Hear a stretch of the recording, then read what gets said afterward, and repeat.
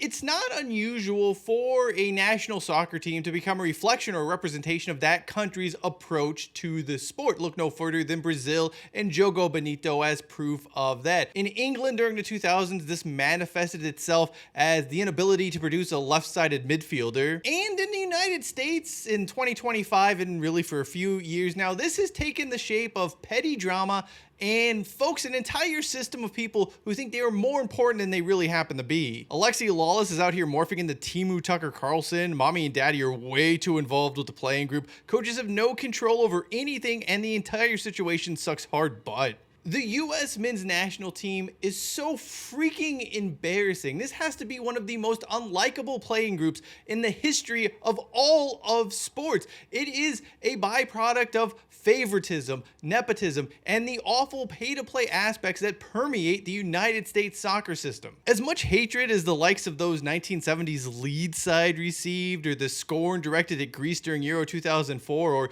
Juventus, or anything Red Bull touches, or Germany most years, as disliked as all of those sides were, at least their own fans could draw some enjoyment from watching them play and supporting them. That is not the case with the USMNT right now. This is a bad side on the pitch. This is a bad side off the pitch. It's just terrible all the way around. It's like we're watching a real life episode of Ballers play out, except this time it is the other football, and somehow things are less interesting than a show which was the television equivalent of Sam Allardyce at Newcastle United. Do yourself a favor and don't go back and watch those highlights. The situation here in the USA hit another embarrassing new low when Christian Pulisic's dad used AI to complain about comments from Landon Donovan, who, for the record, didn't mention Christian Pulisic by name. It's just a bunch of nonsense. It's a bunch of drama, totally unnecessary. It's also another example of someone's parents getting involved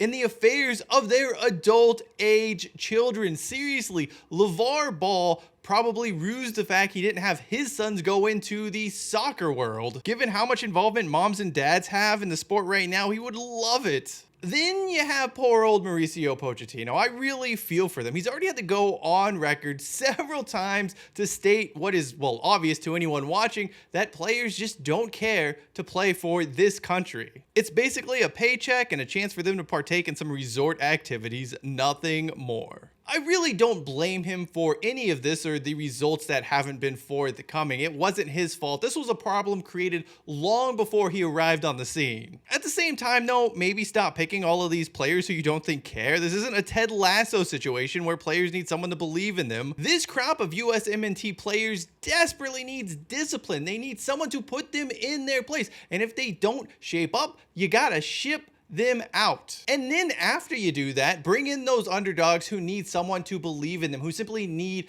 a chance. And honestly, all things considered, I'm not opposed to calling up the entire El Farolito side. The Burrito Boys always give their delicious all. As it relates to the USMNT, I hope there is hope. I really want for there to be hope, and one thing I do look to is that 1998 World Cup squad, which was an absolute disaster. Ronaldo, Harks, just a lot of guys who weren't really given their all. But that would give way to the 2002 side. You had a lot of players really just burst through onto the scene and announce themselves, and some were involved in that 1998 failure. The thing about that crop of players is they were not the most talented, they were not the most skilled. Honestly, they weren't playing this attractive brand of footy, but the one thing you could count on is that they were going to give it their all. They were playing to win, they were playing for keeps. You could be proud of the effort, and I go back to the 2006 World Cup game against Italy as a great example of that. It wasn't pretty, but you could be proud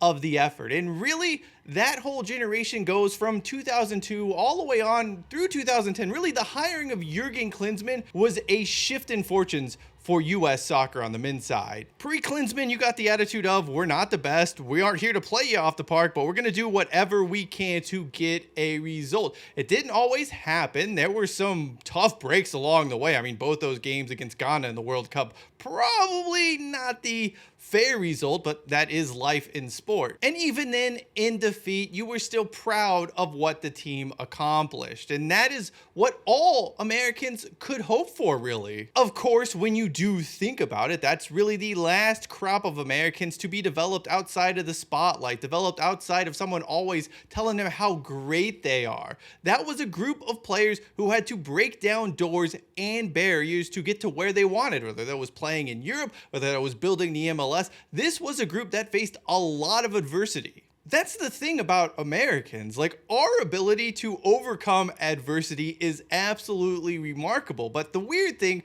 is that when there isn't any adversity to overcome, people start simply manufacturing it. And it's not unusual for those folks to get super ungrateful about their situation, which of course is based upon a challenge they completely fabricated in the first place. Americans who go through real adversity don't bitch about the adversity. If anything, they're appreciative of the experience. Meanwhile, those who don't endure real adversity are constantly martyring themselves. It's not just the soccer setup, by the way. Throughout society, everyone is a victim because they don't know what it's like to actually be a victim. The difference, of course, is the shift supervisor down at the Wawa isn't representing the United States of America. This team, this unlikable group of players, is representing all Americans from sea to shining sea. From Blaine, Washington to Homestead, Florida. From Van Buren, Maine to Chula Vista, California. Now it doesn't feel all that much different from America's other team, which is poorly run and filled with underperforming